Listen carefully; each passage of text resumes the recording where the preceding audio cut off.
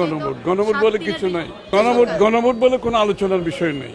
এটা ওখানেও কোনো এজেন্ডাই ছিল না, এখন গণভোটের কোনো এজেন্ডা নেই। এখানে আরেকটা বেট হবে হা এবং না। আপনারা এটা গণভোট হয়েছেন না, এটা গণভোট। গণভোট হবে হা এবং না।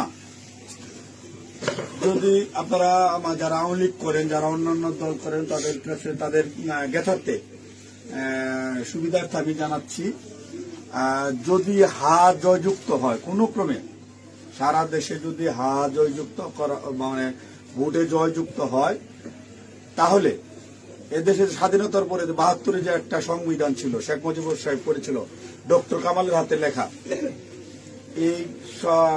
এই সংবিধান টোটাল ডাউমিট করে দেবো, মানে মুছে ফেলবো। স্বাধীনতার যে এটা আছে ৭১ সালে যে যুদ্ধটা হয়েছিল, এই যুদ্ধটা ৭১ সালের কোন ঘটনায় বাংলাদেশে আর থাকবে না। আপনার ইয়ের মধ্যে যে সংস্কার করতে চাইতেছে, যে সংস্কারের জন্য হানা বুট হইতেছে, এর মধ্যে লেখা আছে ৭১ সালকে বাদ দিয়ে ২৪-এ যে ইটা হয়েছে, গণঅভ্যুত্থানটা হয়েছে, ৭১ জায়গাটা নিবে ২৪ সাল। কেন নিবে? এটা একটা কারণ আছে, জামাত ইসলামের একটা কারণ আছে। জামাত ইসলাম ৭১ সালে দেশে স্বাধীনতা চায় না, এদেশে বাংলাদেশের স্বাধীন হোক, বাংলাদেশ স্বাধীন হোক, জামাত ইসলাম কিন্তু এটা চাই নাই। যারা আওয়ামী লীগ করেন তারা একটু খেয়াল করে শোনেন। যদি হা জয়যুক্ত হয়, তাহলে আওয়ামী লীগ কিন্তু এখন মানে কি জানি প্রজ্ঞাপনের মাধ্যমে আপনার স্থগিত হয়েছে, আওয়ামী লীগ নির্বাচনে অংশগ্রহণ করতে পারবে না।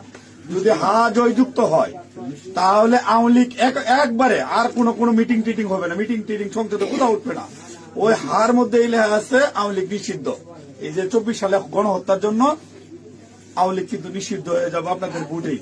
যদি হাতের ভোট দেন, হাতে ভোট দিলে আপনার ১৬ ডিসেম্বর থাকবে না, ২৬শে মার্চ থাকবে না, আপনার ৭১ সালের যে যুদ্ধ করতে মা বোনেরা ইজ্জত দিচ্ছে, ৩০ লক্ষ মা বোনের ইজ্জত দিচ্ছে, এটা থাকবে না।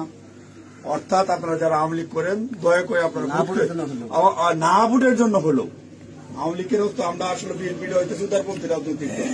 আমরা বিএনপি চাচ্ছি সকল দল মিলে একটা দেশে নির্বাচন হোক, সকল এবার না হোক, সামনে যেন সকল দল একটা নির্বাচন অংশগ্রহণ, ৫ বছর পরে যে সকল দল নির্বাচন অংশগ্রহণ করতে পারে। আপনারা আপনাদের যারা আওয়ামী লীগ করেন, আপনাদের দল রক্ষা করার জন্য আপনাদের কেন্দ্রে যাইতে হবে, ঠিক আছে?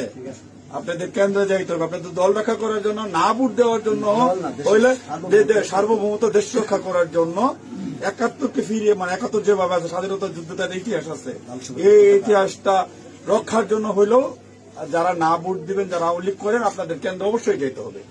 কেন্দ্রে যদি আপনারা আপনাদের দলকে রক্ষা করতে যান, যেহেতু এবার আপনাদের নাই কোন নমিনেশনের, আওয়ামী লীগের কোন প্রার্থী নাই, দয়া করে সেক্ষেত্রে আপনাদের কাছে আমাদের অনুরোধ, যারা আওয়ামী লীগ করেন, বিএনপির তো আপনারা ভোট আমাদের দিবেনি, ঠিক আছে? যারা বিএনপি করেন ওরা তো আমাদের ভোট দিবেনি। না ভোট দেওয়ার জন্য যারা কেন্দ্রে যাবেন, আপনাদেরকে যেতেই হবে, আপনাদের অস্তিত্ব রক্ষার জন্য, আওয়ামী লীগ রক্ষার জন্য হলেও আপনাদের কেন্দ্রে যেতে হবে।